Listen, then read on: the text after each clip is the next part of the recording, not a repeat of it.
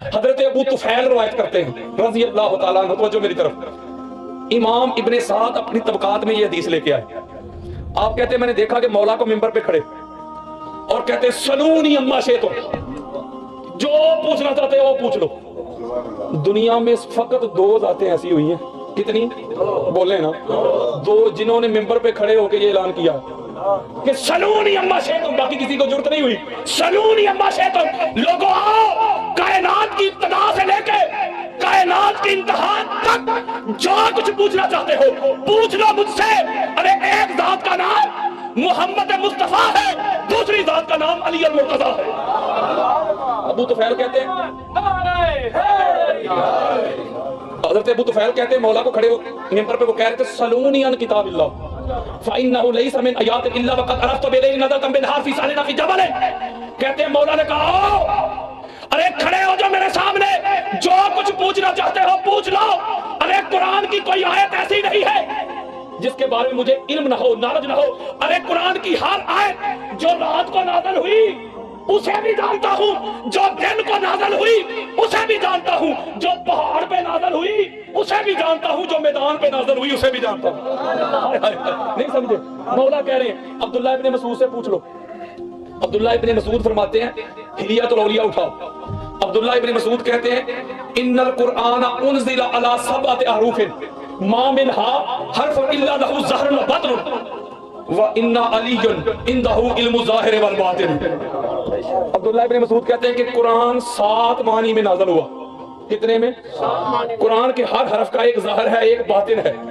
عبداللہ ابن مسعود فرما رہے ہیں اور کہتے ہیں آقا کے بعد پوری کائنات میں قرآن کے حرف کے ایک ایک ظاہر کا، بات حرف کی کر رہے ہیں لفظ کی نہیں، الف لام میم لفظ ایک ہے حروف 3، وہ حرف کی بات کر رہے ہیں۔ وہ کہتے ہیں قرآن کے ایک ایک حرف کا ایک ظاہر ہے، ایک باطن ہے پوری کائنات میں۔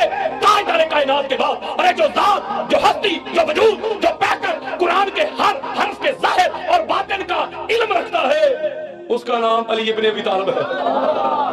نہیں سمجھے؟ علی ابن ابی طالب ہے۔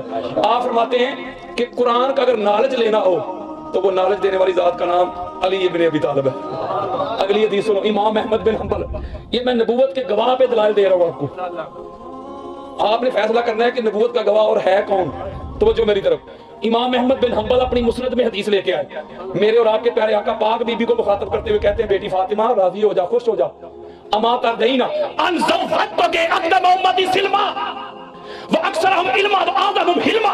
بیٹی خوش ہو جا کہ میں نے تیرا نکاح، اللہ نے تیرا نکاح اس ذات سے کیا ہے، اس ہستی سے کیا ہے، اس وجود سے کیا ہے، اس پیکر سے کیا ہے، اس شخصیت سے کیا ہے جو میری ساری امت میں سب سے پہلے اسلام لانے والا ہے، جو میری ساری امت میں سب سے زیادہ علم والا ہے، جو میری ساری امت میں سب سے زیادہ علم والا ہے۔ آقا کہہ رہے ہیں میری ساری امت میں جو سب سے زیادہ علم والا ہے اس کا نام علی ابن ابی طالب ہے۔ پھر آقا فرما رہے ہیں علی عیبۃ علمی، آقا فرما رہے ہیں علی میرے علم کی زنبیل ہے۔ زنبیل کہتے ہیں وہ جو بورا ہوتا ہے بہت بڑا۔ آقا کہہ رہے ہیں میرے علم کی جو زنبیل ہے اس کا ایک ہی نام ہے علی المرتضیٰ علیہ السلام۔ کوئی بھی آپ دور پڑھے، چاہے وہ صدیق اکبر کا دور، فاروق اعظم کا دور، عثمان غنی کا دور، کوئی بھی پڑھے، جب بھی کوئی معاملہ پیش آیا ہے، جب بھی کوئی پھنسا ہے، جب بھی کوئی پھنسا ہے، اس کو نکلنے کے لیے ایک ہی در، ایک ہی گھر نظر آیا، اس گھر کا نام علی المرتضیٰ ہے۔ فاروق اعظم کہا کرتے تھے علی آپ نہ ہوتے تو ہلاکا عمر ہلاک ہو گیا ہوتا۔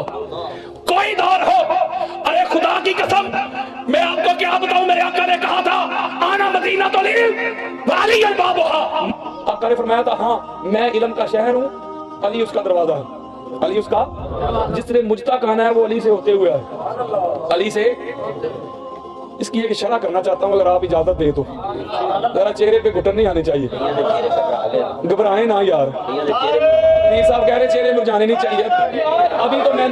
ابھی تو میں نے دیکھ کا ایک ہی چاول دیا آپ کو، اس دن میں نے کچھ 4-5 دیے تھے۔ تو یہ میرا قصور نہیں، توجہ میری طرف۔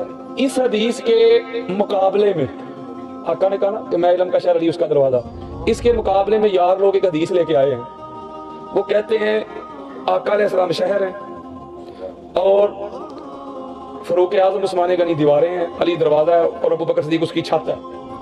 توجہ ذرا میری طرف. یارو مجھے کوئی دنیا کا شہر تو بتاؤ جس کی چھت ہو. نہیں سمجھے یار. کوئی ایک شہر کا نام لے کے مجھے بتائیں وہ فلاں شہر علامہ صاحب اس کی چھت ہے. دیواریں بھی منظور ہے، فصیل ہوتی تھی، دروازے بھی ہوتے تھے. ہمارے لاہور کے دروازے ہیں، کوئی موچی دروازہ، کوئی لاہوری دروازہ، کوئی بھاٹی گیٹ.